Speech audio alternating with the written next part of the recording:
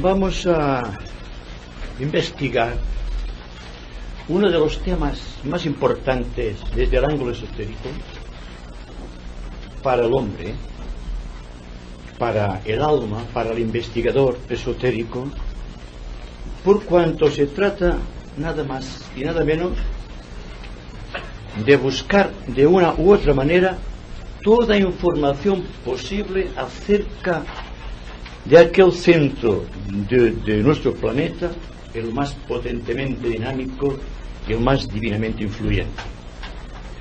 Cuando se habla de Shambhala, el esoterista, el discípulo, no puede evitar de sentir un escalofrío, porque es solemne, porque es algo inaudito, porque es algo que está más allá de lo que un hombre actual, según las técnicas actuales, puede abarcar en su totalidad. Es decir, que todo cuanto podamos decir hoy acerca de Shambhala será solamente un pequeño bosquejo de una grandiosa realidad. Pero de la misma manera que a través de un rayo de sol se puede totalizar el sol, hablando esotéricamente, así, si ustedes comprenden solamente un punto bien claro de lo que significa el centro de Shambhala, ustedes tendrán internamente una riqueza espiritual que trasciende todo posible conocimiento anterior. Tal como terminó nuestro buen amigo ayer, el camino que conduce a la casa del Padre, y que después yo les dije a ustedes que íbamos a tratar de investigar lo que es la casa del Padre, lo que es el centro de Shambhala, lo que es el centro en donde la voluntad de Dios es conocida. Y decirles también, porque puedo hacerlo con justicia, y en esto apelo a la intuición de ustedes más que al simple razonamiento mental, que desde hace un tiempo, no voy a precisar cuánto tiempo, unas energías procedentes de Shambhala están introduciéndose en la humanidad, produciendo grandes respuestas por parte de la humanidad, dentro de las ramas provocando crisis de tipo iniciático, en el alma del discípulo incrementando sus problemas kármicos, dentro de los grupos acentuando la presión divina de los tiempos, dentro de la propia jerarquía galvanizando a los iniciados para un trabajo más activo dentro de lo que es Shambhala. Es decir, que estamos tratando de descubrir entre todos, si hay atención se puede realizar, aquello que puede conducirte el hombre de la oscuridad a la luz, de lo irreal a lo real y de la muerte a la inmortalidad. Todo estudio tiene tres vertientes: una vertiente histórica, una vertiente psicológica y además una vertiente mística. Haremos cuanto podamos para investigar las causas místicas que subyacen dentro del contexto histórico y dentro también del ambiente psicológico de este señor planetario que llamamos Sanat Kumara. Ante todo, debemos aclarar que Sanat Kumara, el morador de Shambhala, aquel que conoce las claves secretas de la ordenación de nuestro mundo, es la encarnación física del Logos planetario. Ustedes se preguntarán quizás si por primera vez enfrentan un tema esotérico acerca de la personalidad de Sanat Kumara y también acerca de lo que significa el Logos planetario. Les diré que a pesar de sus dificultades, las crisis, tensiones y de todo cuanto constituye la historia de nuestro planeta, debemos decir que este planeta constituye una de las preocupaciones del globo solar, al extremo de que constituye hoy día, dentro del sistema solar, uno de los planetas que están tratando de revelar el principio de síntesis, el principio del fuego eléctrico, el principio del amor del corazón, no el amor emocional. Es decir, se trata de hacer consciente al individuo de lo que representa este pequeño planeta donde vivimos. Nos movemos y podemos hacer. Ante todo, muchos de ustedes sabrán, nuestro universo solar está constituido por 7 esquemas terrestres. Uno de los esquemas es la Tierra. Tenemos el esquema de Vulcano, de Júpiter, el de Saturno, de Urano, la Tierra en sí. También después tenemos Venus y Neptuno. Estos 7 esquemas constituyen aquello que esotéricamente se denominan los 7 espíritus ante el trono de Dios. Todos que han leído la Biblia o tengan alguna relación en conocimiento de lo que es la teología cristiana, sabrán que el Dios Padre se manifiesta dentro de su universo, dentro de su creación, a través de 7 grandes avenidas. Estas avenidas son los 7 esquemas terrestres.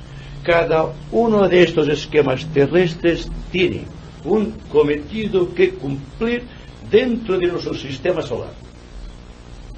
Si investigamos las causas productoras del contexto histórico de Shambhala, y si profundizamos en el aspecto psicológico de Sanat Kumara, el Señor del mundo, y si continuamos investigando hasta penetrar siquiera en una pequeña parcela de su ambiente místico, nos sentiremos enriquecidos, nos sentiremos dentro de un plan de perfección hasta ahora desconocido.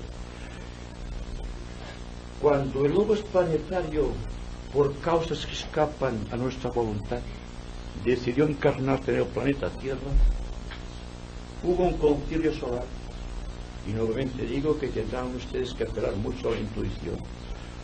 Puede que cuanto les diga choque todo cuanto hayan estudiado hasta aquí esotéricamente. Puede que aparentemente esté contrario a sus argumentos mentales, pero también les digo a ustedes que prescindan, siquiera momentáneamente, de todo cuanto hayan escuchado, de todo cuanto hayan leído acerca de Shambhala o acerca de la casa del Padre, sea cualquiera la religión que ustedes defiendan, su grado de conocimiento. Interesa compartir un interés mutuo acerca de estas leyes soberanas que están rigiendo nuestro universo. Y nosotros, a pesar de todo, a pesar de nuestra insignificancia, formamos parte de este universo, formamos parte de este planeta. Este concilio solar tenía por objeto designar qué logos o qué adepto sería el encargado de distribuir, de canalizar y de proyectar sobre la Tierra las energías del logos planetario. Sin entrar en discusiones, voy a decirles a ustedes que se produjo un hecho similar al producido en la introducción de Cristo en el cuerpo del Maestro Jesús, que era Jesús, pero después fue Jesús el Cristo, para que vean ustedes que todo viene dentro de este estudio esotérico y que no existe religión alguna en el mundo que no contenga una parcela de esta verdad divina, y que solamente nosotros, en nuestros pequeños argumentos, lo que empequeñecemos es esta unidad que existe en todo lo creado.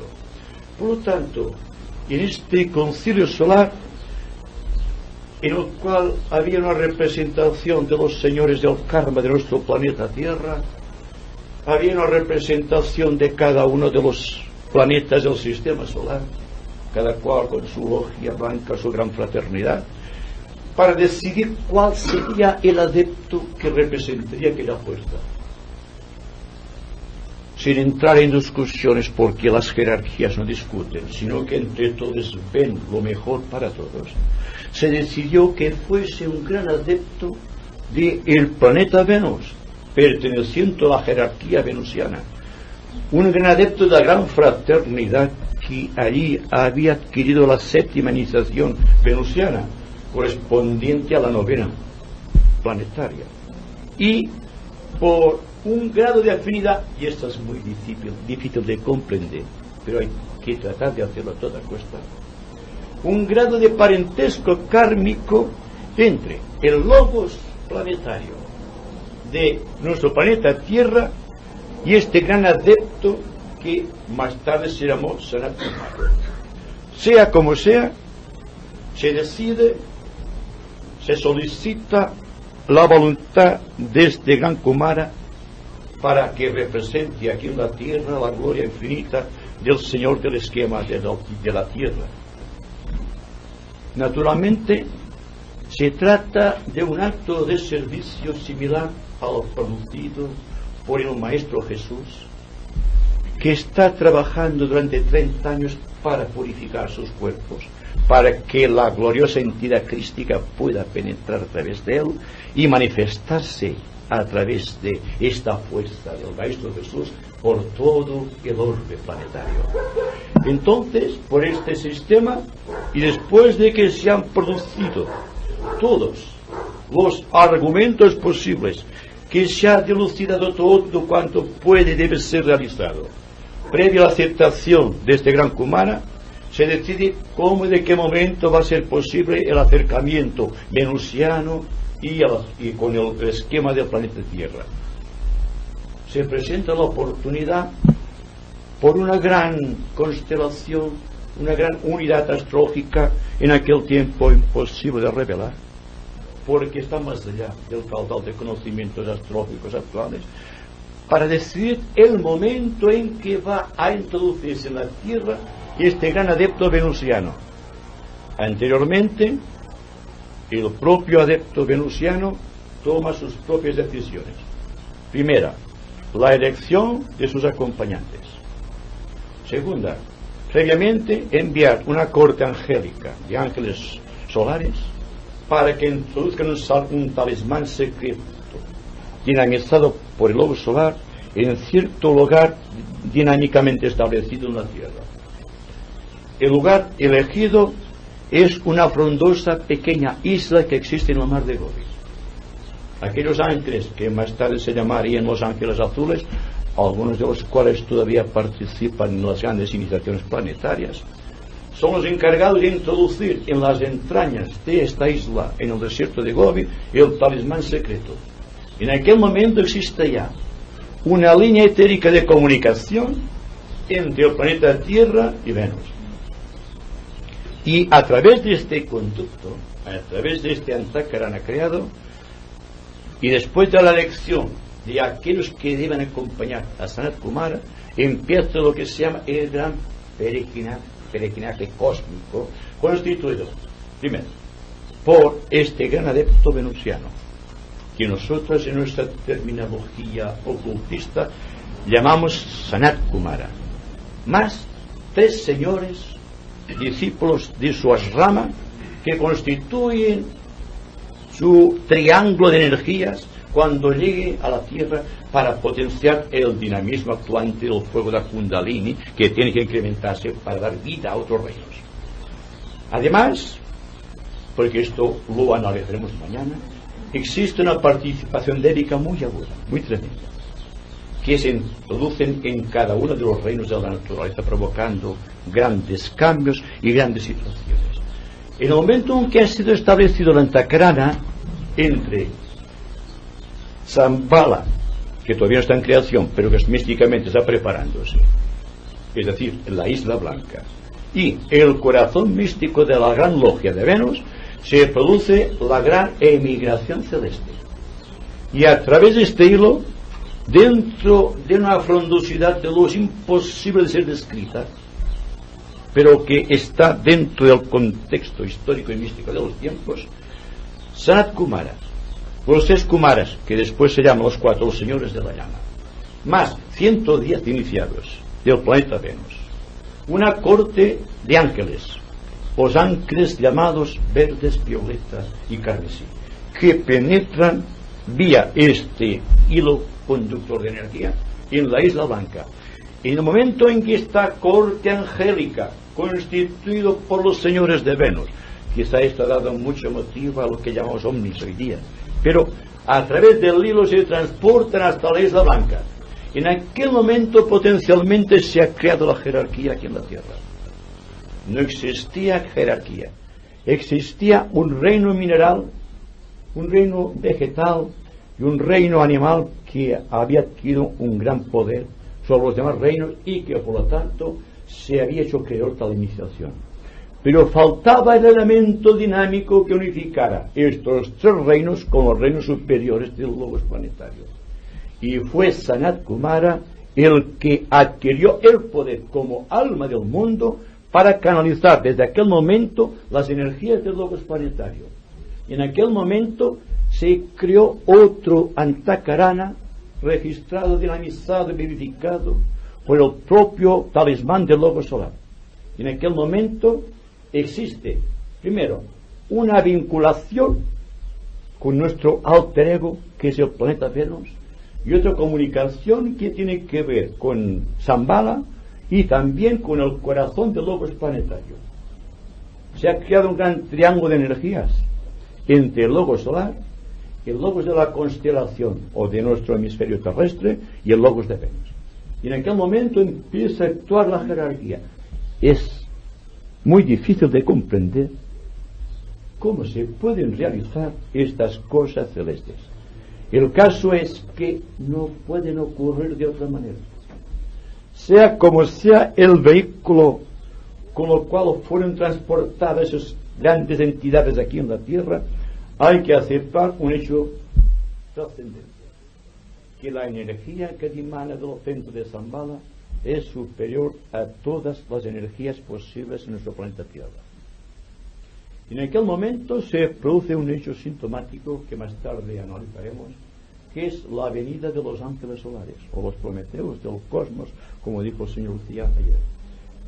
Los prometeos del cosmos hacen una función análoga a la que realiza Sanat Kumara con respecto a los planetarios. Es decir, que lo que realizan los ángeles solares en aquel momento de expansión es unificar la mónada del hombre, que estaba desvinculada, con su cuerpo físico. Y el cuerpo físico es el de los animales todavía. Y se produce entonces el gran hecho de la individualización, mediante el cual los hombres animales y ciertos animales que estaban muy avanzados entran en el reino humano y adquieren el poder de la autoconciencia o de la conciencia individual. Desde aquel momento el hombre animal posee un alma, ya no es un individuo o algo que está viendo el proceso de la vida sintiéndose parte del proceso, sin capacidad de reacción consciente. En aquel momento se establece un vínculo distinto y el hombre comprende a él mismo, pero también comprende cuánto ocurre a su alrededor. Esto se llama potencialmente la autoconciencia. Todo vino en virtud del proceso de Sanat Kumara al introducirse dentro de este pequeño mundo. Consecuentemente, a la venida de Sanat Kumara y de los señores de la llama, se constituye un gran triángulo cósmico. Este triángulo cósmico está constituido similarmente a como son todas las logias o grandes fraternidades místicas dentro del sistema solar. Están calcadas de la propia logia del logo solar. Y esta logia fundamentalmente está constituido por un punto central, que es el Señor del mundo, por tres grandes individualidades, los señores de la llama, que constituyen la representación aquí en la Tierra de los aspectos Shiva, Vishnu y Brahma del sistema solar, o tal como lo conocemos en Occidente a través de la religión cristiana, de Padre, Hijo y Espíritu Santo. La propia analogía tenemos cuando hablamos de la mística también, de los grandes iniciados de Egipto, cuando tienen a Isis, a Horus y a Osiris. Es el mismo contexto para que vean ustedes que la verdad está en todas las religiones y que no se puede luchar en materia de ideas, porque es luchar contra algo que no existe. El que lucha es el corazón del hombre, que se siente angustiado, y entonces se vierte hacia el contenido social, lo cual, desde el punto de vista psicológico es dejar el ambiente planetario de una manera dispuesta para que todas las fuerzas del mal coincidan dentro del ambiente planetario y se constituyen la simiente de todas las guerras. Ustedes dirán, ¿es posible que una guerra sea producto de nuestro pensamiento? Cuando una guerra estalla, es porque el ambiente mental de la humanidad y el ambiente emocional han llegado a un punto extraordinario de tensión que la potencialidad del propio reino es incapaz de contener, y entonces se desborda en forma de guerras, de conflictos. Y tal como les decía a ustedes ayer, se está realizando ahora. Luego la guerra está ahí. Y si hablamos, por ejemplo, de Sanat Kumara y de Shambhala, es porque el centro de Shambhala es el centro de la paz planetaria.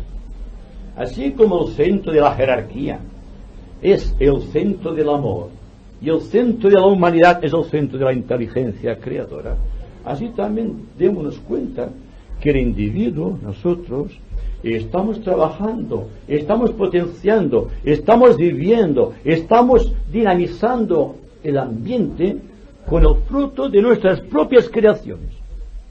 Y si comprendemos esto, habrá una respuesta inmediata. Habrá que ser muy responsables. Porque si hay comprensión y al propio tiempo no hay responsabilidad, el karma es terrible. Porque una persona que no tenga conocimientos esotéricos, una persona que no tenga un propósito espiritual definido, se le pueden pasar por alto muchas cosas. Pero a una individualidad consciente, a un ser que está buscando a Dios del fondo de su corazón y que en virtud de este anhelo está descubriendo horizontes nuevos y no los aplica, entonces existe el brazo rígido de la ley, que se manifiesta con toda su plenitud y en proporción a la cantidad de energía desarrollada. A más conocimiento, más responsabilidad. Así que cuando les hablo de Shambhala, yo me responsabilizo. Me pregunto si ustedes se podrán responsabilizar.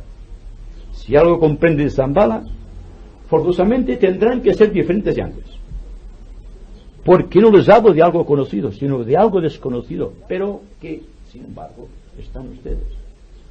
Y cuando hablo en tercera persona, no lo hago para distinguirles, sino para hacer un énfasis a mis palabras. Es decir, estamos llegando a un punto que naturalmente cuando hablamos de Shambhala es algo extraordinariamente solemne y que hay que estudiarlo, investigarlo con una gran responsabilidad y con un gran sentido de valores espirituales. Todo cuanto vayamos investigando se puede convertir en el vehículo de la propia iluminación o en el vehículo de la propia destrucción. Somos nosotros los que tenemos que elegir. No hay opción posible. El esoterista, el discípulo, el hombre correcto, el factor social consciente, debe aceptar un hecho. En el mundo no hay paz. No hay paz en el mundo porque el hombre, el cuarto reino, no tiene paz. Y por lo tanto, si la jerarquía y Shambhala, que potencia la jerarquía, han dado instrucciones a sus ramas para que se hable de Shambhala cada vez más, es porque Shambhala, como les decía anteriormente, es el centro de la paz planetaria. No podemos adquirir la paz solamente por el amor. Hay que adquirir la paz por el sentido de justicia y entender siempre que por encima de todo cuanto hayamos conquistado existe siempre un poder omnipotente que protege de Shambhala. Y están aquí porque algo de Shambhala está en ustedes o se está exteriorizando.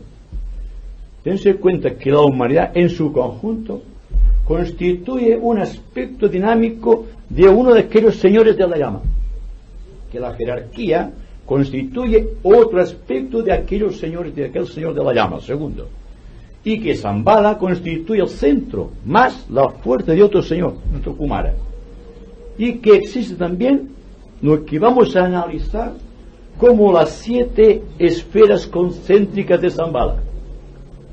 Porque naturalmente, si tenemos que puntualizar, tal como ha dado a ustedes, a través de todos los puntos aquí escritos, en 3 semanas no terminamos, hablando sobre estos puntos. Sí que trataré de resumir todo cuanto en este momento se me ocurra, de acuerdo a lo que está escrito aquí. Es decir, que sin seguir una línea cronológica, como podríamos decir, vamos a tratar de penetrar el tema de una manera total, de una manera, digamos, unitaria, dentro de la cual, de ese espíritu de unión, nos sintamos todos más hermanos cuando salgamos de aquí, y que tengamos más paz dentro del corazón. Se nos dice ocultamente que cada uno de los señores de la llama tiene una misión particular. A través de la jerarquía se está manifestando, ya sea en virtud del progreso de cada uno de los reinos de la naturaleza, porque tengan ustedes en cuenta que los reinos dentro del planeta no son ni más ni menos que unas representaciones de los 7 planos del universo, y que a la medida que comprendamos el alcance de cada reino y nos pongamos a meditar sobre la influencia de cada reino sobre los demás, para llegar finalmente a un punto de síntesis o de conclusión, que es el centro en donde la voluntad de Dios es conocida, llegaremos a poseer no solamente poder, sino también responsabilidad. El conocimiento vendrá avalado por el espíritu de síntesis. Entonces, meditando cómo y de qué manera podría interesar la atención de ustedes sin escaparme de la realidad y buscando un espíritu de síntesis, y quizá añadiendo algunas experiencias propias, porque tengo que decirles a ustedes que si bien el conocimiento esotérico es importante, más importante todavía es la vivencia. Es decir, que no podemos considerar los temas psicológicos, los temas místicos, los temas esotéricos de una manera, digamos, académica, de una manera científica, sino que hay que partir de la base que toda persona que está tratando de definir en términos asequibles estos poderes ocultos que existen por doquier, tiene que haber realizado siquiera alguna experiencia que le haya abierto siquiera alguna pequeña puerta de aquellas por donde se penetra en el centro místico de Shambhala. Y naturalmente, cuando empecé a pensar en esto, dije, tienes que darles una sensación de vivencia, una sensación de paz, porque si ustedes, en tanto que estoy hablando, sienten paz, es que de alguna u otra manera se han ido conectando con el centro de Shambhala, y siquiera fugazmente la bendición del Señor del mundo está con ustedes. Simplemente esto, pero todo tiene que venir transportado por vía experimental.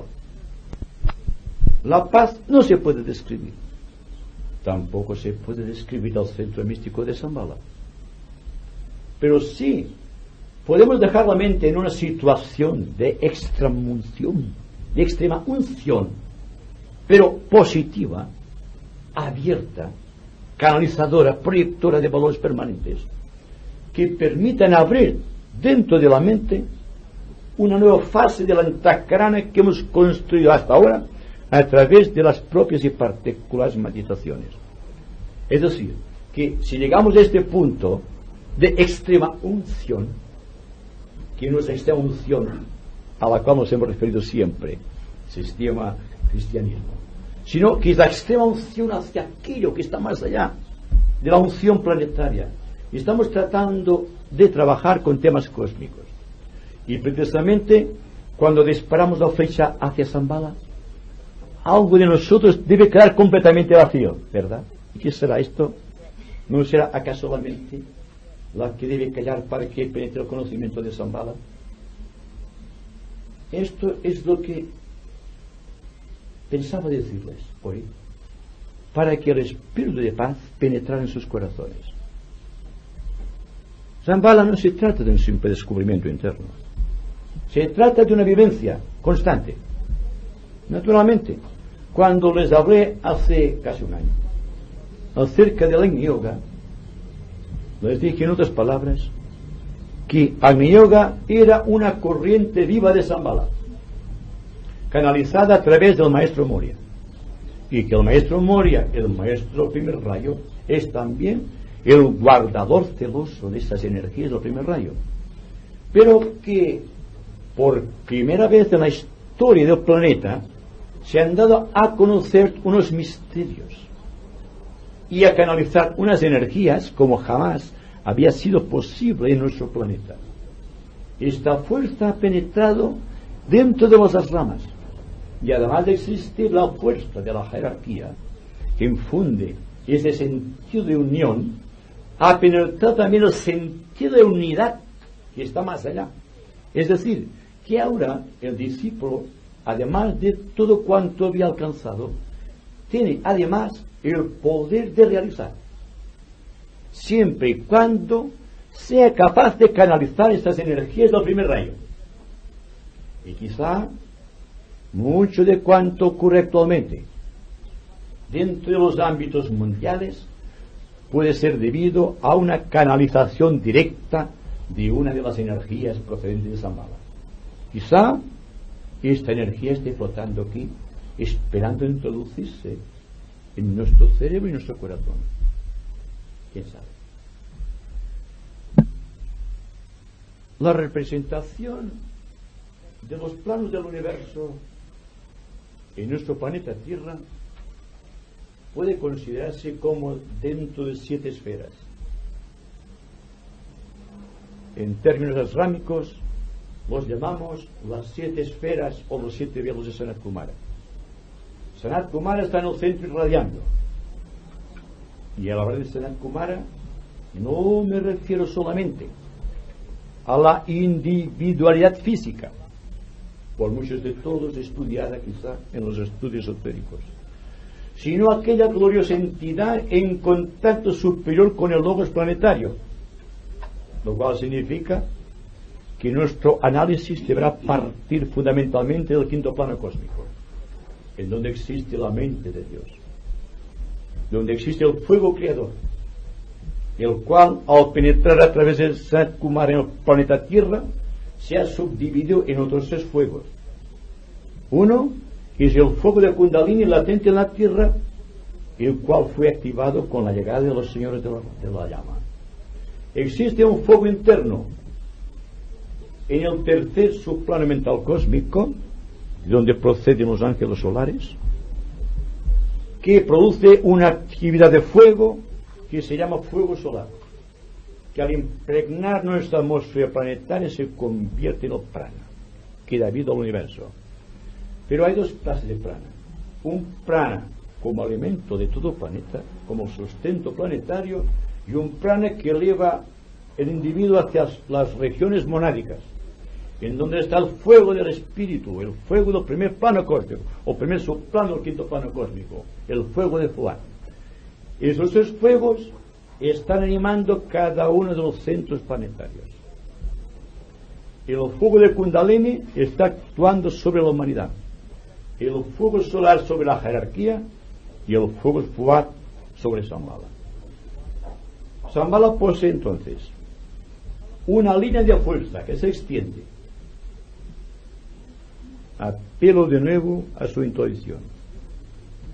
Del corazón místico de la Osa Mayor, pasando por el planeta Vulcano y penetrando en nuestro planeta Tierra a través de Shambhala.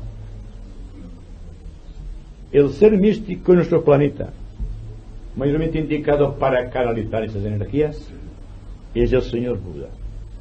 El Señor Buda, considerado muy objetivamente, si es que podemos hacerlo, constituye la antakarana de Sanat Kumara con el logos planetario. Es decir, que con una corte específica de Devas ha creado este cordón trenzado que conecta la mente de Sanat Kumara con la mente cósmica del logos planetario. Y muchos de ustedes sabrán que durante el festival de Vesak se realiza una fusión de energías a través del señor Buda. El señor Buda, hablando muy personalmente, si es que podemos decirlo así también, está actuando como un transmisor de energía idéntico a cómo realiza Mercurio en el ámbito del sistema solar. A Mercurio se le llama el vehículo de los dioses, o el portavoz de los dioses, o el mensajero de los dioses. Depende de la religión, todos están de acuerdo en este punto. El Buda es el mensajero de Sanat Kumara, conectando Sanat Kumara con el logos planetario. Y esta es una verdad que quisiera que ustedes no aceptasen, sino que la aceptasen como una hipótesis solamente. Entonces, otra cosa a distinguir, y que aquí no hemos dicho todavía, es el por qué ha sido elegida la Isla Blanca dentro del mar de Gobi como sede del Señor del mundo. Simplemente porque en las entrañas de la tierra, en el mar de Gobi, existe una unión con el eje de la tierra. Existen dos vórtices de energía tremendos. Una de ellos es el Monte Meru. El Monte Meru es la prolongación del eje de la tierra hasta conectarse con la estrella polar. Y a través de este punto se ha creado el vórtice de energía conectado con la Isla Blanca. Y el hecho de que se establezca un vínculo de unión de Shambhala con Mercurio, también a través de Buda, y porque Mercurio y Buda constituyen aparentemente dos entidades análogas desde el punto de vista supraesotérico, que conectan, hacen un triángulo con el logos planetario, algo que todavía no se ha dicho en los análisis esotéricos, pero que hay que aceptar, si quiere como una hipótesis, porque ayudará a comprender muchas de las cosas que hasta aquí no son desconocidas o poco familiares. Pero en el momento en que existe esta unión de fuerzas, en el momento en que el logos solar, transmitiendo energía por todo poder e intensidad de su radiación que procede de constelaciones superiores y penetra en el planeta Tierra, activa todo cuanto existe en este hemisferio y produce ciertos cauces de unión. Por ejemplo, algo que tampoco se dice mucho, y es que existe un depósito de prana cerca de los polos, constituyendo, como se dice islámicamente, el símbolo de la fuerza que irradia a través del vaso del logos planetario, hablando también de una manera muy simbólica, y que penetra en la Tierra a través de este vaso planetario, que es un lugar entre los polos, de tal magnitud que en medio de la potencia del hielo, del frío, existe una zona que es realmente primaveral. Y hay muchas personas, yo creo que el comandante Bull en el Polo Sur encontró parte de esta verdad y lo comunicó, aunque no fue comprendido. Pero el maestro tibetano, cuando habla de esta zona del planeta, dice: ustedes acéptenlo solamente como una hipótesis. Y yo hago lo mismo con ustedes. Todo cuanto vengamos diciendo, acéptese como una mera hipótesis. Lo que interesa es que existen 7 esferas y que cada esfera representa un aspecto definido de Sanat Kumara. Desde el plano ádico de Sanat Kumara en conexión con el plano ádico del logo solar, hasta llegar hasta el punto físico, la primera esfera, en donde son tratados, digamos, espiritualmente los discípulos de la jerarquía. Para penetrar en la primera gran esfera hay un trabajo enorme a realizar, porque hay que simplificar la vida a un punto. Esto para aquellos que creen que Shambhala es tan difícil de ser penetrado, para poder entrar en contacto con lo que existe en esta esfera. ¿Qué es lo que hay en la primera esfera? La primera esfera tiene 7 subplanos. En el subplano etérico físico primero, llamado subetérico, existe todas las creaciones de la humanidad a través del tiempo, que es donde son introducidos los discípulos para aprender cosmología y para aprender cuánto existe en el pasado de la humanidad. Se ponen en contacto con la subconsciencia del mundo y empiezan a comprender el esfuerzo gigantesco. Hay ejemplares de todas las razas que nos han precedido. Hay ejemplares de todos los libros que han sido escritos. Hay ejemplares de toda la civilización existente desde el punto cero, donde empezó la evolución. Existen materiales de todas clases, de todos los reinos.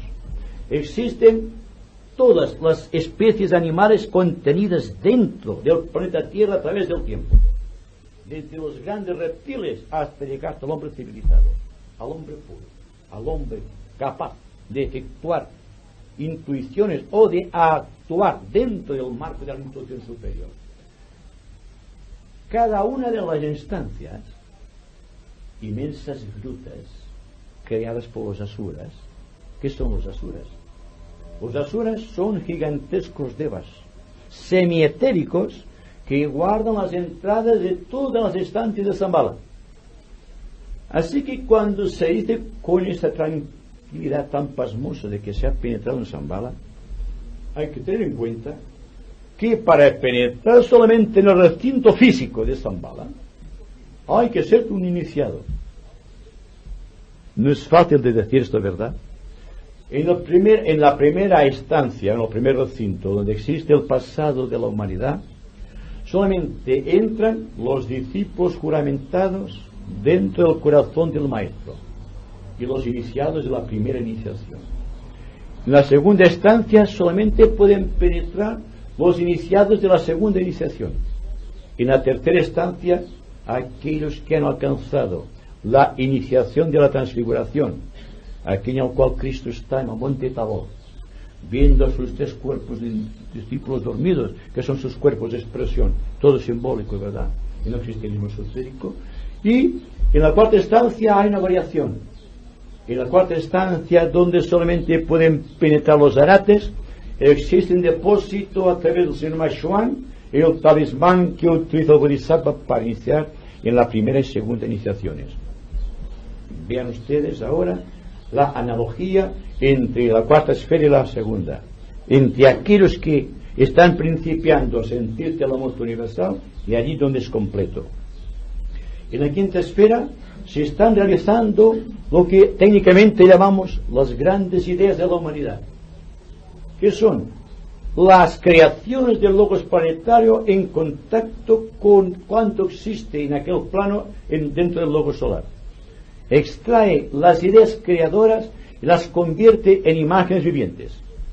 Y entonces un grupo de devas especializados transmite aquellas ideas a los demás subplanos hasta que existe una concreción de aquellas ideas a través del tiempo. En la sexta esfera se halla la Cámara de Concilio de Shambhala. En esta Cámara de Concilio se debaten los asuntos que conciernen a la humanidad, donde solamente pueden penetrar allí los Shuanes de rayo, los cuatro señores del karma y los señor Manu, el Bodhisattva y el Machuan. Y también, en casos extremos, entidades procedentes de otras logias del universo. Todo esto constituye, como ustedes verán, solamente conocimientos. Conocimientos que, a opinión de ustedes, podrán ser o no ser ciertas, pero que ustedes pueden analizar si quieren como una hipótesis, porque hay que preguntarse también por qué de las cosas, y la mente que está buscando el porqué de las cosas debe estar tratando de investigar esas cosas a través de una mente muy analítica y discernitiva. Y finalmente existe la séptima esfera, donde solamente puede penetrar Sanat Kumara. Es el Sancta Sanctorum. El Sancta Sanctorum, en donde existe guardado el cetro iniciático, el cetro que utiliza Sanat Kumara para vivificar los reinos, para vivificar las especies y para ofrecer la iniciación a todos los humanos de la tierra. Como verán ustedes, el tema es muy complejo y, tal como les decía anteriormente, solamente podemos investigarlo en sus superficiales ramificaciones, pero con todo, si estamos muy atentos, siempre saldrá a luz algo nuevo, desconocido dentro de la conciencia. Porque, fíjense ustedes, ¿se han preguntado alguna vez cómo es posible la aparición de una raza, de una especie, de una cultura, de una civilización o de una ciudad de la Tierra? Existe con todo ello un gran misterio a dilucidar. En todo caso, siempre hay que contar con grandes personalidades psicológicas, si podemos decirlo así, con grandes entidades místicas y también con elementos aparentemente externos que sirven de transmisores de esas fuerzas. Estos vehículos transmisores de fuerzas son llamados técnicamente los grandes rayos de poder, o los cetros de poder, o los talismanes de poder. En nuestro universo hay muchos cetros de poder. Hay el cetro de poder del Logos solar, que está oculto en el corazón del Sol, en el cuarto subplano del cuarto plano cósmico, o físico cósmico, que es nuestro sistema solar, pero en el cuarto subplano del cuarto plano, el plano búdico. Ahí está el cetro del Señor del mundo, divinizado también por la fuerza del Logos planetario, divinizado también por la fuerza del Logos solar. Existe una fuerza tremenda a través de estas fuerzas, que es el que transmite las energías del cetro flamígero o el talismán flamígero, que utiliza el Señor del mundo para crear dentro de la tierra esta aura de poder, de riqueza espiritual, de colorido interno. Cuando existe el proceso de la iniciación, se utilizan los cetros de poder. Pero los cetros de poder en el sistema solar, como decía antes, son múltiples. Existe el del Logos solar y existe el de todos los logos planetarios. Y dentro de cada uno de los logos planetarios, si existe un cuarto reino, un reino humano, habrá también el cetro de poder de Bodhisattva. El cetro de poder de esta fuerza tremenda que canaliza las energías del Logos solar en la Tierra y constituye el amor del Logos solar en la Tierra. Por esto decimos ayer, durante unos momentos de nuestra búsqueda, cuando hablamos en Anunciar, que el amor de Dios se manifiesta en el hombre a través de un cálido fuego que está latente dentro del corazón. Si nosotros ahora, utilizando la analogía, vamos a entrar en consideraciones acerca de lo que puede producir esta fuerza en nosotros, nos hallaremos en una situación similar a los portadores de fuego, como los prometeos del cosmos. Si estamos aquí, será seguramente porque en el fondo del corazón existe una riqueza incontenible que quiere expresarse. Esta fuerza que quiere expresarse es la fuerza que proviene de Shambhala. Se han abierto cauces de esta fuerza a través de la jerarquía. Pero ahora, en el siglo XX, hace unos 50 años aproximadamente, se dio a conocer todo el mundo otra fuerza muy tremenda procedente de Shambhala, que tiene que ver con un incremento de la voluntad de los hombres, que haga surgir del aspecto meramente contemplativo, al cual estamos muy habituados, y penetrar en el reino de la paz.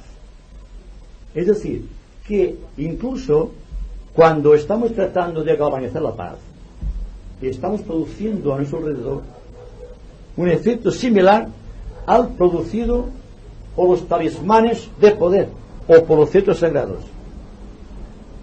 ¿Se han dado cuenta ustedes la intuición de Walt Disney cuando escribe, cuando está tratando de describir a los elementales de la tierra? Llevan todos una varita mágica. La varita mágica de una pequeña ave de las flores tiene un cometido idéntico al que realiza el Logos planetario o el Bodhisattva cuando está transmitiendo la energía de cualquier iniciación o cuando se trata de fundar una raza. Aquí, naturalmente, hay variantes. Por ejemplo, cuando se trata de crear una nueva raza, existe la fuerza que transmite el logos planetario a través del centro de poder, llamado el diamante flamígero, sobre un punto determinado de la Tierra donde astrológicamente coincide la fuerza de ciertos astros. Entonces, el Manú debe interpretar la voluntad, digamos, del logos planetario a través de Sanat Kumara y crear los vínculos de una nueva raza. Y esta raza viene a ser lo mismo que pasó cuando en la Isla Blanca se introdujo el talismán sagrado procedente del Venus. Todo esto es algo analógico que debe producir en nosotros una reacción de analogía. Si no, no podemos interpretar el significado místico del centro en donde la voluntad de Dios es conocida y tratar de representar este centro dentro del propio corazón y darse cuenta que todo cuanto estamos diciendo debe tener forzosamente su analogía dentro de nosotros. Desde el momento en que no encontramos una analogía dentro de nosotros, no hay que aceptarlo, porque sería vivificar algo que no tiene vida. Se trata de sentir el estímulo dentro del corazón. El fenómeno de radiación magnética del ser humano es idéntico al de un talismán sagrado. De ahí la importancia que tengamos conocimiento de lo que es Shambhala, de lo que son los cetros y cómo actúan los cetros y cómo nosotros desde un ángulo de vista rámico somos cetros de poder. Quizá no veamos el talismán en nuestras manos, pero todo nuestro cuerpo, todo nuestro equipo es un talismán magnético que se introduce dentro de la naturaleza y produce una síntesis, produce una irradiación magnética. Y cuando ustedes están muy atentos en grupo, producen esta irradiación magnética, y en este momento ustedes son cetros de poder. Por eso les decía que cuando Sanat Kumara empuña el cetro para iniciar, para crear una raza a través del Señor Manu, cuando tiene que crear una nueva religión a través del Bodhisattva, o cuando tiene que crear un nuevo tipo de civilización o cultura a través del Machuan, y está trabajando idénticamente como lo hacen los logos cósmicos en sus respectivos esquemas. Y nosotros somos los representantes dentro del microcosmos de toda aquella fuerza cósmica. Somos talismanes que tenemos que actualizar los poderes representativos de nuestra propia divinidad. Si así no lo hacemos, estamos creando una tensión dentro de nosotros que puede ser muy negativa. Puesto el poder, como decía anteriormente, y la responsabilidad son consubstanciales. Existe un punto muy interesante que es la de los agentes místicos de Shambhala. Naturalmente se ha dicho que los mensajeros místicos de Shambhala son únicamente los budas de actividad, los nirmanakayas o los 3 kumaras que vinieron de Venus y constituyen con San Kumara o constituyen los señores de la llama. Yo veo que todo ser iluminado, que todo ser representativo es un vehículo de Shambhala. Por lo tanto, toda la legión angélica, toda la corte de Devas, que todos los iniciados, que todos los seres que alcanzaron la liberación y todo hombre que potencialmente busca a Dios y trata de revelarlo, son agentes místicos de Shambhala. Por lo tanto, en esto quisiera ser muy positivo, muy dinámico y al propio tiempo muy afirmativo. Somos agentes de Shambhala. Solamente hay que hacer algo, hacerlo evidente, ¿verdad? Representarlo dignamente. actualizar esta fuerza? A través de la radiación. La radiación de Shambhala se produce a través de los centros Sahasrara. Penetra en el corazón y aviva el fuego de Kundalini. Entonces empieza la línea del gran ascenso. Kundalini no puede subir si no existe el fuego eléctrico de Fuat. Y el fuego de Fuat no puede intervenir si no destruye el esquema corporal, si no existe el fuego del corazón, si no existe el fuego solar. Porque dentro del pequeño esquema microcósmico que es el hombre, hay también la representación de los tres grandes fuegos, de los tres grandes centros y también de las tres grandes entidades que con Sanat Kumara vienen del planeta Venus: el centro Sahasrara, el centro del corazón y el centro Ajna. Uno representa la fuerza de Shambhala, la otra la fuerza mística de la jerarquía y otro el centro de la humanidad. Muchos dicen que el centro de la humanidad está en la garganta, está en el centro de Visuddha, pero yo digo que esto hace muchos años, 100 años casi, que fue escrito un libro que hablaba de esto. Y durante 100 años, y con la presión de la fuerza de Kundalini activada por los señores de Shambhala, ha dado un ímpetu superior a esta fuerza.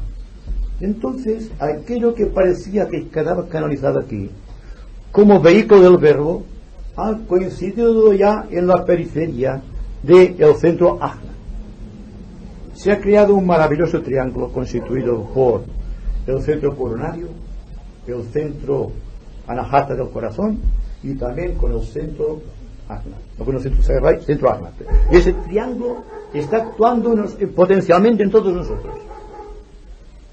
Y naturalmente ese triángulo constituye la avenida de síntesis.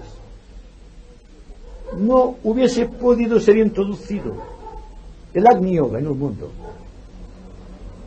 de no existir potencialmente ese triángulo en la humanidad, al menos en una porción muy elevada de discípulos mundiales dentro de los respectivos ramas, creando esferas de distensión aparentemente paradójico que una supertensión creadora pueda crear al propio tiempo distensión.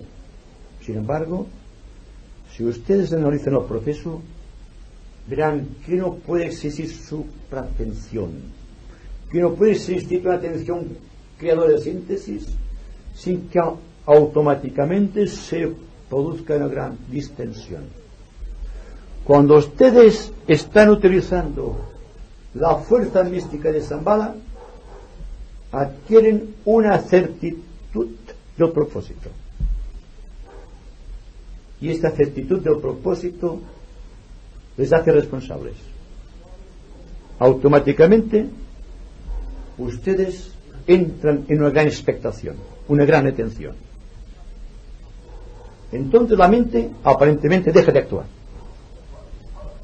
y ustedes comprenden la verdad directamente, sin pasar por la mente, sino que ustedes comprenden, porque la mente conoce, pero el corazón sabe. No tiene que esforzarse el corazón para comprender, en tanto que la mente debe estar efectuando una serie de elucubraciones mentales para llegar a conclusiones que pueden ser o no ser verdaderas, que pueden contribuir o no al desarrollo del hombre. Y por lo tanto, cuando existe una gran atención que produce acercamiento, que produce síntesis, ustedes están en contacto con Shambhala, con una pequeña fracción de Shambhala actuando dentro del corazón y abriendo el corazón al amor universal, que es paz. Naturalmente, a través de la jerarquía hemos aprendido a amarlo todo, pero amamos todo, pero nosotros amamos en correspondencia, en función de una entidad hacia otra entidad, o de una entidad hacia el exterior, una entidad que es el yo con aquella entidad que es el no yo, con lo cual establecemos división y establecemos lógicamente compromisos. Y cuando adquirimos un compromiso, ¿dónde está el amor? ¿Dónde está la verdad? Pues bien, cuando la mente está apaciguada, que es como un estanque de aguas tranquilas, deja prácticamente de existir con su función de discriminar, de destruir lo real, como podríamos decir, sino que el corazón se refleja en la mente entonces y le ofrece la participación de la sabiduría que es propia del corazón. De ahí que cuando les hablé de Agni Yoga, he tenido interés en que ustedes comprendan el alcance virtual de esta atención suprema, porque la atención carece de fronteras. La atención está en todas las religiones. Si todo el mundo está atento a su propia religión, aquella religión florecerá, porque su religión será un vínculo de unión con los demás y no será un punto de conflicto, un fruto de separatividad y por tanto un germen de guerra. Es decir, si viniese aquí solamente a hablar de Shambhala en un sentido místico y descriptivo, hablando en un proceso histórico que he revelado, pero sobre el cual les he puesto en guardia, porque ustedes solamente pueden aceptar íntegramente aquello que comprendan. Si ustedes tienen que meditar, matan la verdad. Yo les hablo a ustedes de algo que está por encima de esto. La verdad debe entrar dentro de ustedes sin discusión alguna, sin efectuar conclusiones, sin buscar paralelismos ni yuxtaposiciones. Solamente pueden aceptar la verdad cuando ustedes de que hay verdad son una sola cosa, es decir, que entra sin discusión alguna, la sienten profundamente. Si ustedes dudan cuando he dicho aquí que es solamente la estructura de un gran edificio, han estado lo suficientemente atentos y sin resistencia para poder captar su íntimo significado, ustedes se dan cuenta, hoy, mañana o pasado, o dentro de un año, que algo ha florecido dentro del corazón y que el corazón ha dejado virtualmente de ser un vehículo de tipo emocional, porque el corazón no trafica con las emociones. Lo que trafica con las emociones es el plexo solar. Hay la distinción entre el Bhakti Yoga, que surge del plexo solar, buscando el corazón, o del Agni Yoga, que surge del corazón buscando síntesis, buscando el centro de Sahasrara. Por tal motivo, al Agni Yoga se le llama indistintamente el yoga del corazón, el yoga de síntesis y el yoga del supremo arte creador. Todo esto constituye un gran resumen que no es histórico simplemente, sino que virtualmente pone nuestro espíritu, psicológicamente hablando, en el seno de una gran tensión. Esta tensión debe ser creadora, y será tanto más creadora cuando ustedes no ofrezcan resistencia. Cuando ustedes están ofreciendo resistencia a la vida, no pueden comprender la vida. Es como tratar de comprender el movimiento estando parados. A la verdad, a Dios, o como quieran llamarle, hay que seguirle con el propio movimiento de la divinidad, sin ofrecer resistencia. Y esto, de una u otra manera, es el camino que conduce a Shambhala. Mañana trataremos de usar ese tema más ampliamente, pero quisiera advertir que estando Shambhala dentro de todos y cada uno de los elementos que constituyen nuestro planeta, que estando dentro de todo compuesto molecular, de todo ángel, de todo deva y de todo ser humano y de toda cosa creada, constituye el único elemento de síntesis a nuestro alcance. Hago una distinción entre el sentimiento de unión de la jerarquía y el sentido de unidad de Shambhala. Si pueden ustedes establecer este equilibrio sin pasar por el razonamiento, se pueden comprender que están aquí ahora por algún motivo desconocido dentro del corazón, pero que tiene un fundamento no histórico ni tampoco psicológico, sino espiritual y místico, pero de gran envergadura. Yo creo que algo será producido dentro del corazón que nos impulsará a las más grandes empresas sociales, dándose cuenta que el mundo sufre por falta de paz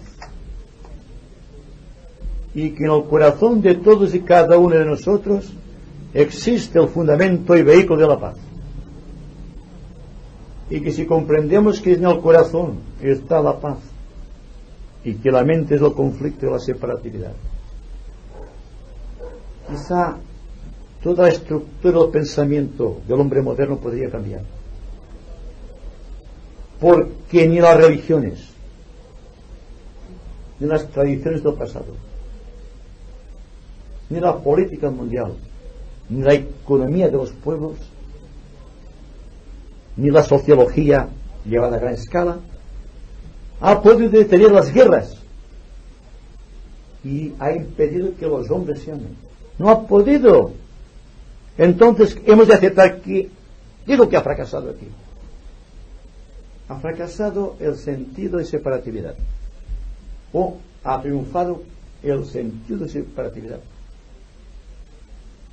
Porque nosotros, fundamentalmente, a pesar de todas nuestras buenas ideas y buenas intenciones, nos sentimos todavía competitivos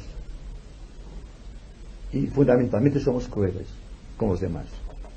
Y decimos, este señor, esta señora, este grupo de amigos tiene otra religión, otro estado de cosas, otro estado de conciencia, otro resumen histórico. ¿Qué voy a hacer? Hay que respetar sus opiniones, ¿verdad? Hay que ser tolerantes. Y cuando se dice tolerar, mi hermano, es que no hay amor, porque entonces existe una desunión de principio.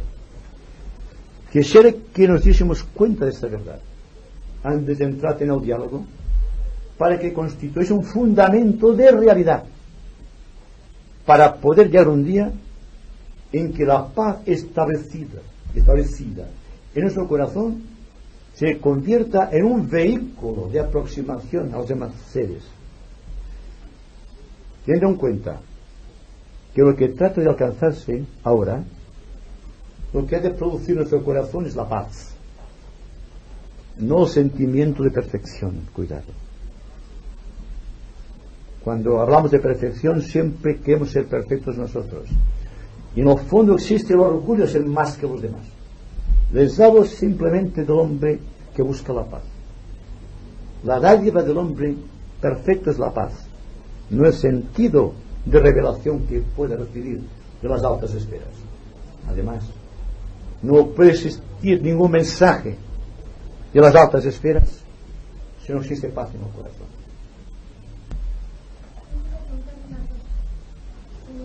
Has dicho hace un rato que Buda era el que establecía la antakarana entre Siddhartha Kumara y el logo planetario. Ese trabajo, dijéramos, del señor Buda, ¿qué se realizó cuando, de la misma manera que Cristo hizo esa unión energética del planeta Tierra con las energías del Verbo, de esa misma manera Buda lo hizo en su vida? No. En la Tierra, digamos, Tal como es apreciado de una manera distinta. Por ejemplo, y como siempre digo que hay que aceptar solamente aquello que el corazón acepta, lo demás no tiene importancia. Existe un lazo de unión que conecta al alma del hombre con su personalidad. Este yo es antakaránico. existe también un lazo que conduce el hombre superior con el hombre trascendente, y es el del alma a la moneda. Cuando digo de Buda, no es que Buda sea el que lleva adelante el proceso, sino el que vivifica el proceso. El proceso está vivificado por el logo solar, a través del centro solar. El centro solar dinamizado sobre el logos planetario y sobre Sanat Kumara, previamente a su entrada al mundo. Y naturalmente eso es muy difícil de entender. Entonces, cuando existe este vehículo luminoso que conduce a el logos planetario partiendo de Sanat Kumara, para acelerar el proceso existe la participación de un ser extraordinario que es el Buda, el único que puede realizar este cometido, porque con Buda se cierra, por así decirlo, el último tramo del Antakarana que constituye el logos planetario con Sanat Kumara. Dense cuenta, Sanat Kumara constituye en el ser, aquí en la tierra, el ser más adelantado espiritualmente más que todos los adeptos, al extremo que Sanat Kumara está en relación con el adepto como el adepto con el hombre animal. Dense cuenta la distancia enorme. Entonces, para llevar adelante el tramo de Antakarana se precisaba una entidad que tuviese al menos la octava iniciación, y el único en la tierra que cumplía este requisito era aquel ser que antaño se llamó Siddhartha Gautama el Buda. El estado de conciencia búdica, como les decía, es el que en cierta manera parangona la del logos de Mercurio con respecto al sistema solar. Podríamos decir, en cierta manera, que ciertos elementos mercurianos o mercuriales están conectando el logos solar con todos los planetas del universo. Eso es algo que cualquier manual de astrología se lo puede decir, porque Mercurio es el mensajero de los dioses, y hay que aceptarlo de una manera también no analítica, sino esperando que surja la respuesta, porque se habrán dado cuenta ustedes que hablamos de cosas cósmicas, de cosas que están en una quinta y sexta dimensión, cuando nuestra mente es tridimensional, y que por lo tanto hay la dificultad de expresión. Fíjese, si estamos limitados, que yo a ustedes no les puedo describir un color, y un color que es aparente, pero ustedes pueden describir lo que es el color blanco, lo harán en función de una dualidad, simplemente verán el blanco o el negro y el otro, y entonces establece una división. Pues bien, tan difícil o más es establecer esta fuerza, la orientación precisa de esta fuerza que desconocemos, pero que sin embargo tenemos el deber de tratar de relacionar utilizando las leyes de analogía, porque iguales arriba que abajo, iguales abajo que arriba, como decía Hermes Trismegisto, estamos llegando a un punto, una conclusión, pero esta conclusión no puede ser cósmica. Al llegar a nosotros se hace individual y, si ustedes me lo permiten, psicológica. Cuando una razón cósmica se convierte en psicológica es cuando se presta a las derivaciones y a las conclusiones y a los análisis, y entonces se pierde una gran parte del contenido. ¿Se dan cuenta? Bien, entonces cuando decimos con relación al hombre inferior o a la mente inferior del hombre que está tratando de crear un contacto, una línea de luz o una antakarana que le conecte con el aspecto superior, vemos el aspecto subjetivo, porque nuestra mente no da para más. Pero si tuviésemos clarividencia, veríamos que existe una representación de los ángeles mercuriales trabajando, construyendo, trenzando los hilos del Antacarana. De la misma manera que ha sido tejido el cuerpo etérico de la humanidad por el sistema del trenzamiento de las fibras de luz etérica que constituyen el subplano segundo del plano físico. Hay que decir también que existe después una participación activa más densa, si ustedes me lo permiten, que hace más cualificado el cuerpo etérico con adición de los otros subplanos hasta llegar a un estado de densificación capaz de producir un enlace con el cuerpo físico denso. Y eso lo tenemos en el cuarto subplano etérico, o es el primer plano, el subplano etérico que existe. Pues lo mismo ocurre con los demás niveles del universo, porque la ley es una y todo se rige por el sentimiento de correspondencia o ley de semejanza o de analogía, como ustedes quieran. Es decir, si tuviésemos clarividencia superior, al decir superior me refiero a clarividencia causal, mental superior proyectándose sobre los planos inferiores, veríamos a cada uno de nosotros en contacto con el ángel solar, si es que tenemos establecido Antacarana, o lo que falta para llegar al ángel solar, porque la persona que ha alcanzado la visión causal debe ser lógicamente un iniciado de la tercera iniciación, que ha dominado todos sus vehículos de manifestación y que por lo tanto encima del monte Tabor de la conciencia puede ver estas cosas. Nosotros, sea como sea,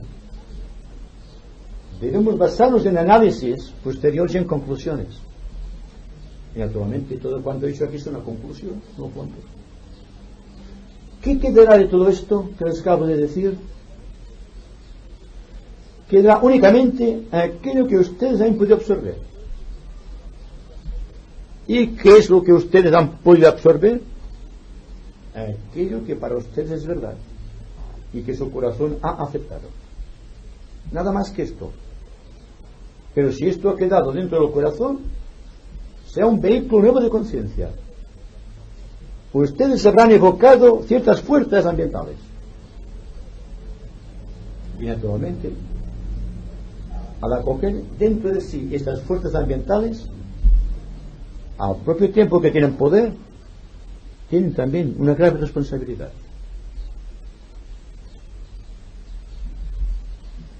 Por favor, ¿qué ha querido usted decir antes? O es que yo no lo he entendido.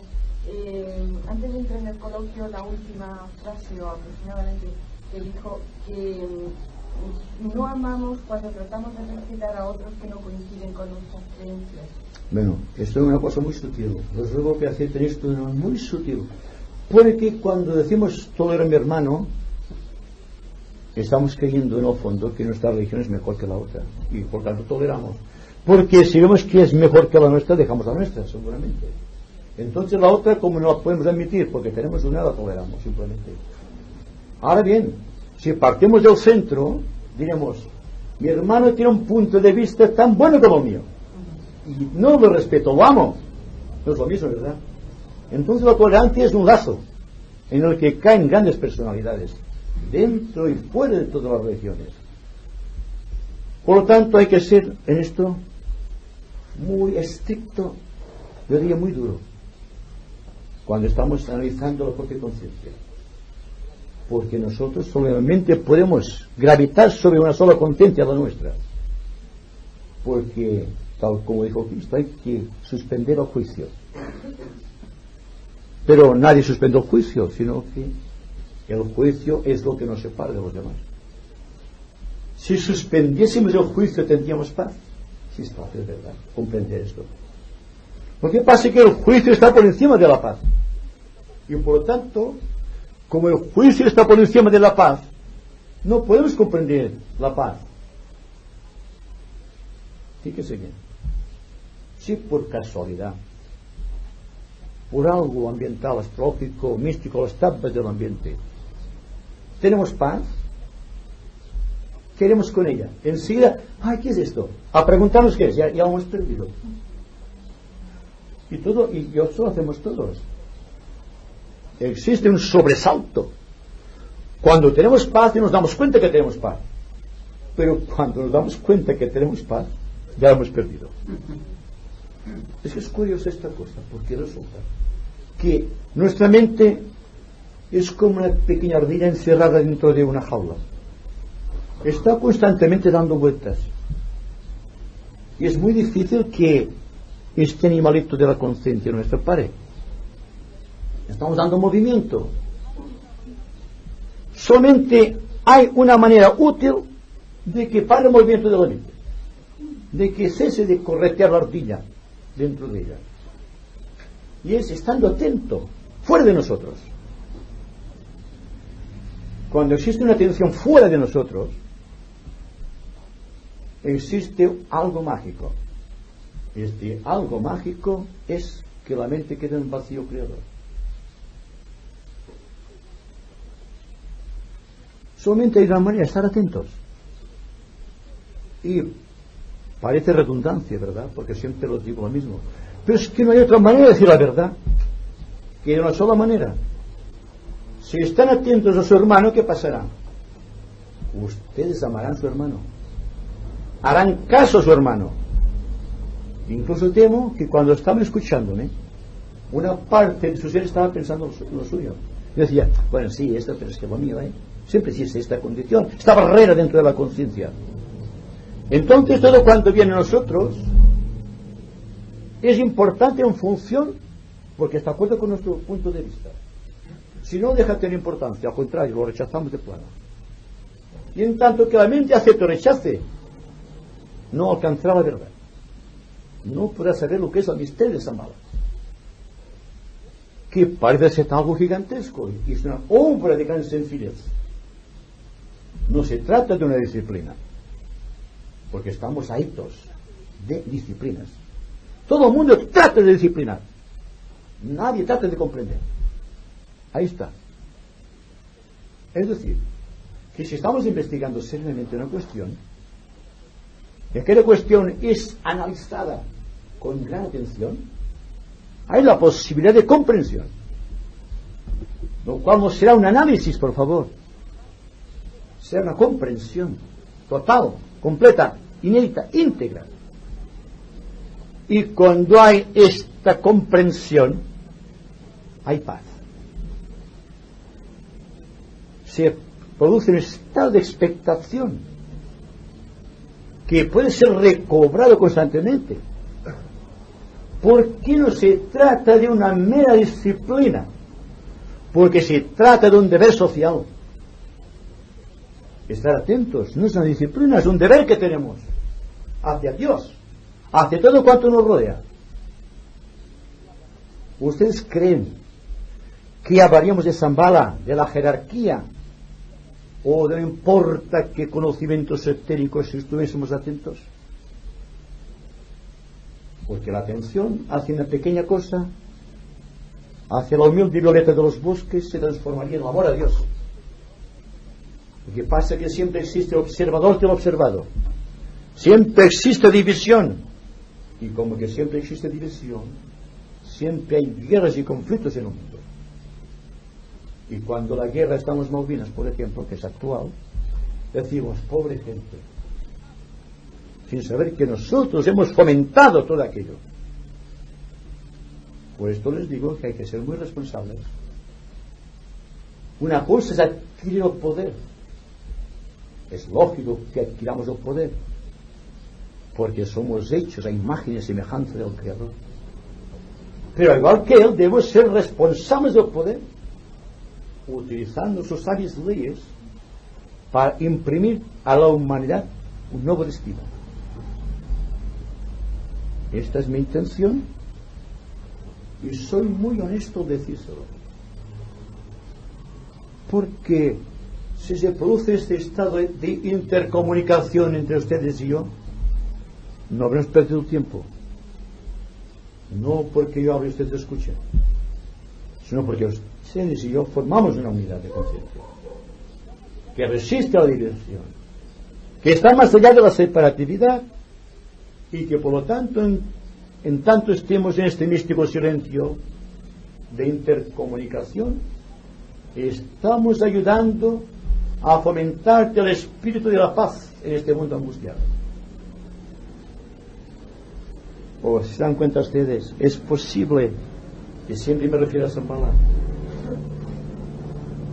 que puedan considerar la guerra que se ha creado o que está a punto de crearse en las Malvinas sin tomar un bando, lo difícil que es crearse en el medio, como decía Buda, viendo la cuestión en su dimensión social y también conociendo que parte de esta división social nos corresponde a nosotros, que todos tenemos culpa en esta gran hoguera que ha sido encendida allí o está en otras partes del mundo. Pero es que nosotros estamos tan dentro de nosotros. Solamente digo del afán de lo inmediato. Si mis negocios van bien, si tengo una familia que me quiere, que tengo un grupo de amistades con los cuales estoy bien relacionado, tengo que acordarme de personas que están sufriendo. ¿Cómo podemos vivir sin estar hoy día dentro del sufrimiento pensando en lo que pasa en las Malvinas? Por ejemplo, para que vean ustedes que tenemos poder pero no responsabilidad. Y naturalmente, hablar de Shambhala es hablar de esta cosa que es consubstancial. No se trata de manipular conocimientos, sino que se trata simplemente de vivir lo actual profundamente, completamente, desde el principio hasta el fin, sin pensar jamás en nosotros. Y naturalmente podemos dejar de pensar en nosotros si estamos completamente distraídos constantemente, como estamos siempre. Esta constante falta de integridad es el principio del caos, es el principio de la separatividad y naturalmente el principio del dolor mundial.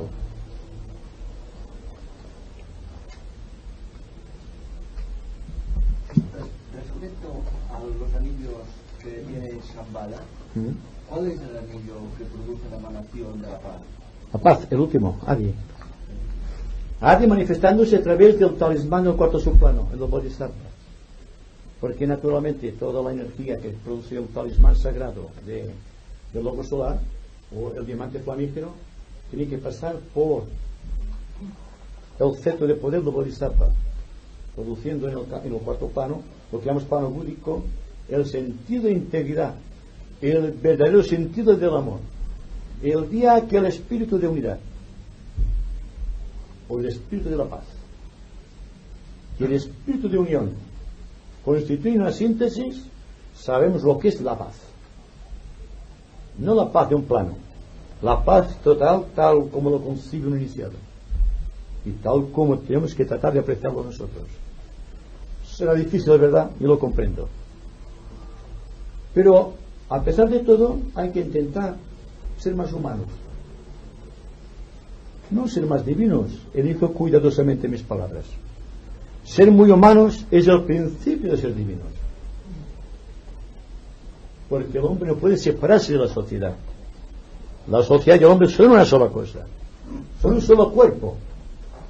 Nosotros dividimos esas cosas para analizarlas. Ya les digo a ustedes que al tratar de analizar caemos a veces en el error de la separatividad, en tanto que al estar siempre atentos no creamos divisiones. Quisiera comentar esto desde el punto de vista psicológico profundo. Tiene que ser en otra ocasión, porque es maravilloso el mundo de la paz cuando se extiende en ramificaciones profundas a través de todas las áreas del ser. Todos estamos dentro de este campo donde no existen tensiones y sin embargo creamos tensiones porque estamos resistiendo. La resistencia siempre engendra división, luchas, dificultades. Si cuando alguien nos habla resistimos cuanto nos dice, no podemos comprenderlo más, nunca. Si cuando estamos tratando de comprender estamos oponiendo la barrera de los prejuicios, de las tradiciones y de las ideas, y erramos el camino. Y si practicamos el yoga pensando en aquel yoga como un fundamento de la perfección, estamos equivocados también. Porque solamente existen dentro del tiempo temporal o la eternidad, existen fracciones de tiempo de los cuales debemos ser responsables, hasta el punto de que si somos capaces de ser conscientes de cualquier fragmento del tiempo, podemos llegar a concebir la eternidad, y finalmente que la eternidad se introduzca dentro del corazón.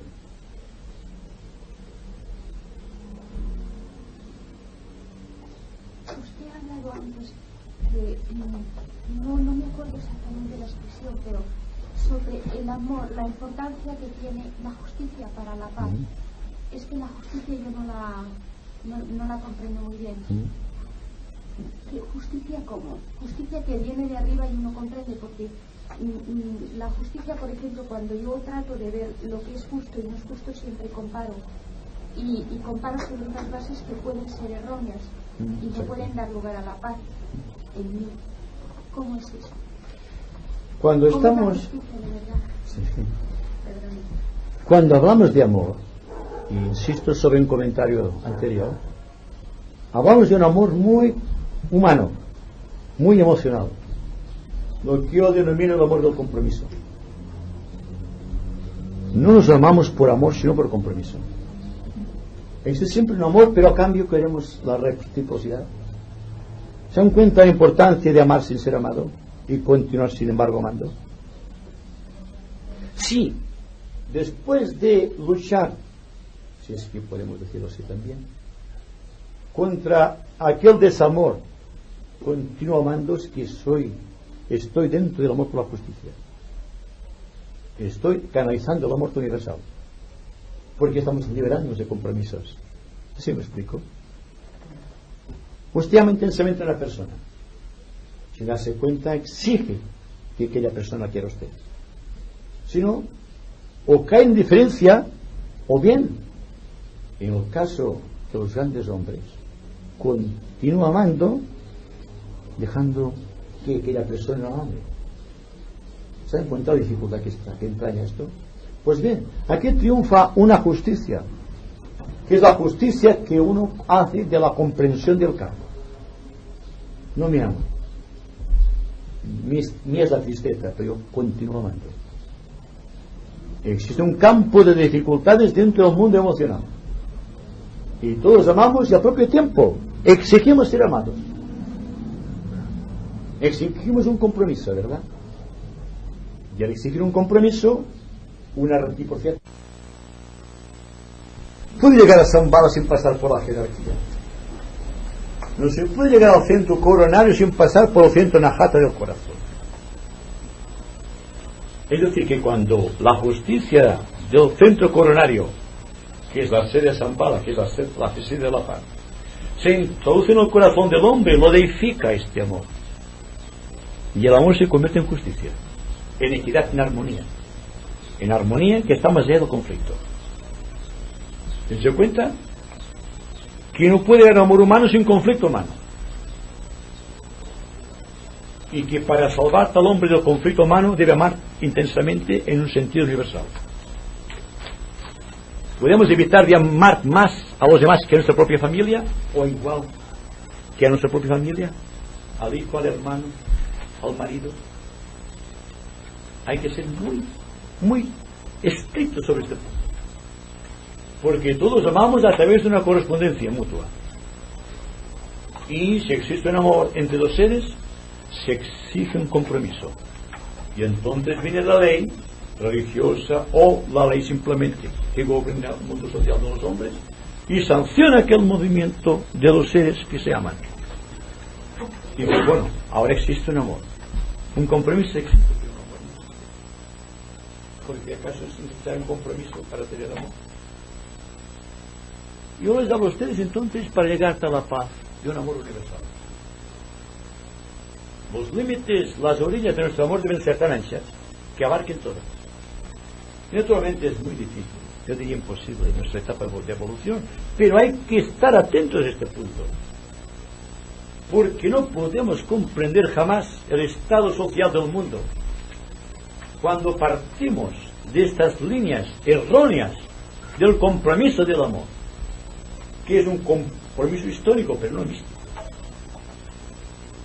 Nos amamos por ser un concatenamiento de hechos, pero no nos amamos por el sentido del amor en sí. La posesión está dentro del espíritu del amor, y como está dentro del espíritu del amor, no habrá paz en el corazón, porque entonces el amor divino que está dentro del corazón se humaniza al punto de cristalizar en actitudes definidas, y a estas actitudes definidas yo los denomino compromisos. Y esto lo sabemos todos, que todos sabemos que estamos dentro de línea de compromisos, y cuanto más compromisos tengamos, menos paz en el corazón, porque habrá más apego. Entonces la paz no podrá irradiar a través de nosotros.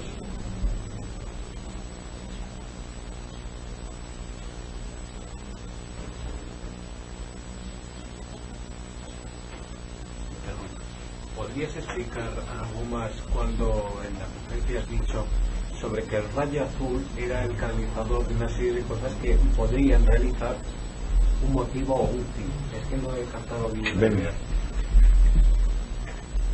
Cuando hablé de los tres kumaras, hablé de tres tipos de ángeles.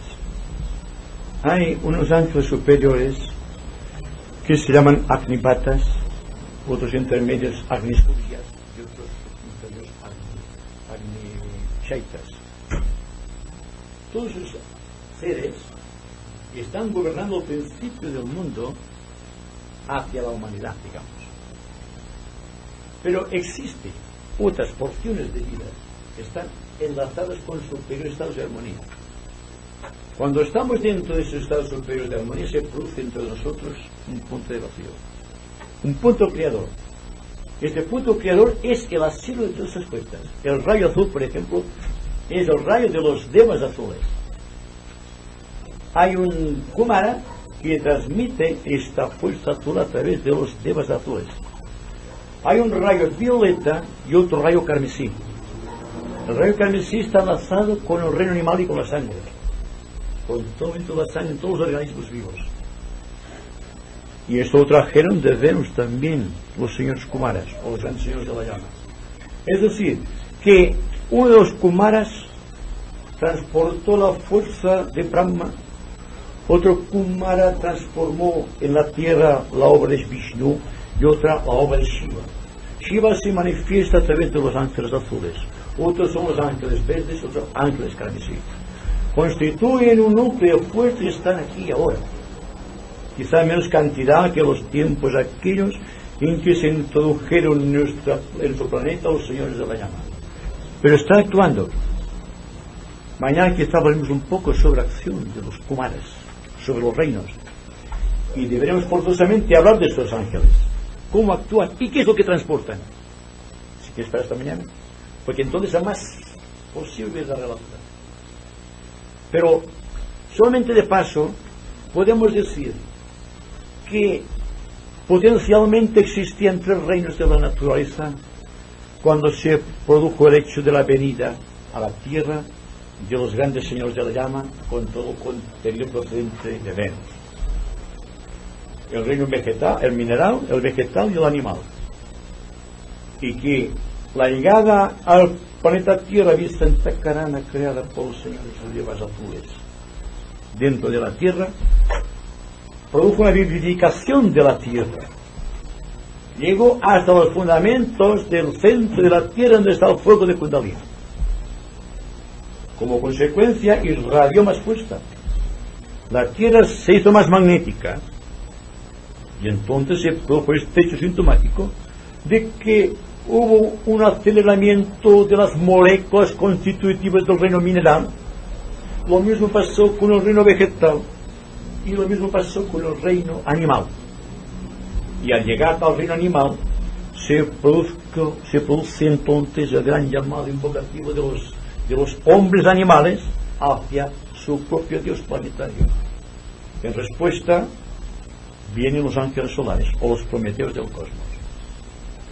Pero todo esto naturalmente hay que aceptarlo de una manera como una hipótesis, porque no es lo mismo hablar de un conflicto social que de algo que no podemos comprobar. Podemos comprobar un conflicto social porque intervenimos directamente, pero no podemos intervenir directamente con cosas cósmicas todavía. Las vemos a distancia. Tratamos de aproximarnos a las cosas cósmicas por ley de semejanza o por el principio de analogía. De otra manera es imposible llegar a captar esta verdad, ya sea la que se relacione con la vida védica, porque naturalmente al hablar de los agentes místicos de Shambhala, no solamente hay que hablar de estos ángeles, los Agnivatas, Agnisurjas y Anishaitas, sino una serie impresionante de devas. Los devas, que mañana analizaremos, que rigen los planos de la naturaleza, los ángeles que reinan o que dirigen los reinos, los ángeles de las especies, los ángeles que dirigen las almas grupales de todo el contenido planetario, hasta llegar por último a que se rompe, se rasga la estructura que contiene el alma grupo de ciertos animales, incluido el hombre animal, con forma animal, aunque gigantesca. Y a través de esta rotura dentro del alma animal, del alma grupal animal, se produce la entrada al reino humano. Y entonces, por primera vez, la Tierra es el punto de atención del cosmos. Porque cuando un planeta llega a la cuarta cadena, a la cuarta ronda y al cuarto planeta, se produce una manifestación cíclica de nuevos planetarios en cualquier lugar del planeta solar. Y esto produce en todo el esquema de Venus una gran transformación. Es decir, que lo que hace el nuevo planetario de Venus es introducir fuerza en nuestra cadena planetaria. A través de la cuarta cadena planetaria penetran las energías del logos de Venus a la cuarta ronda, se introduce en el cuarto planeta, pero en aquel momento se produce una iniciación del propio logos planetarios de Venus. Es algo que no se dice claramente en los libros del maestro tibetano, porque afecta todo el esquema de Venus. Y en cambio, la fuerza del logos planetario de Venus afecta solamente nuestra cadena, la cuarta cadena dentro de la cuarta ronda y en este cuarto planeta, y seguramente en el cuarto reino.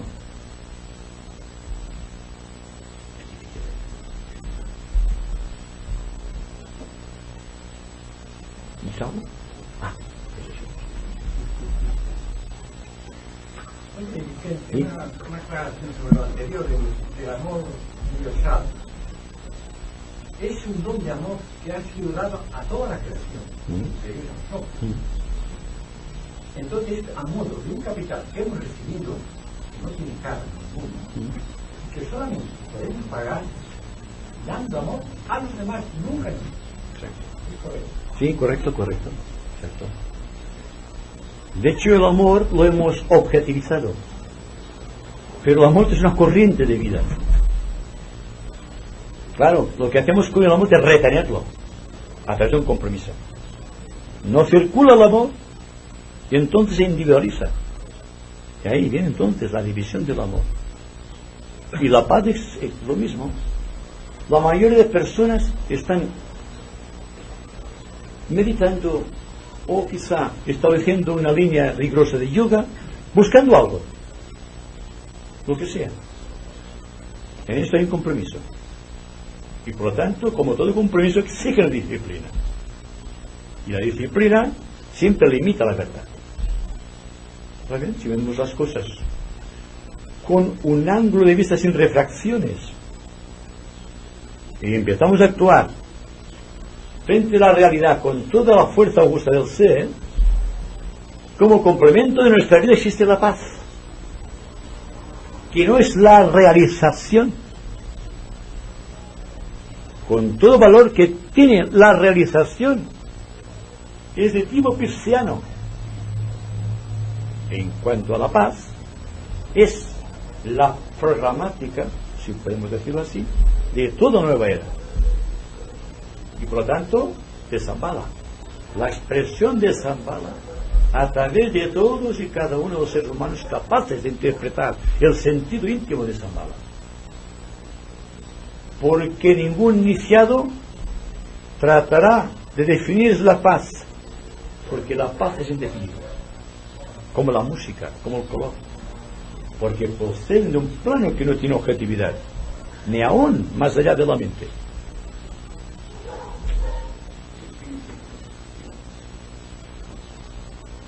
Poco silencio.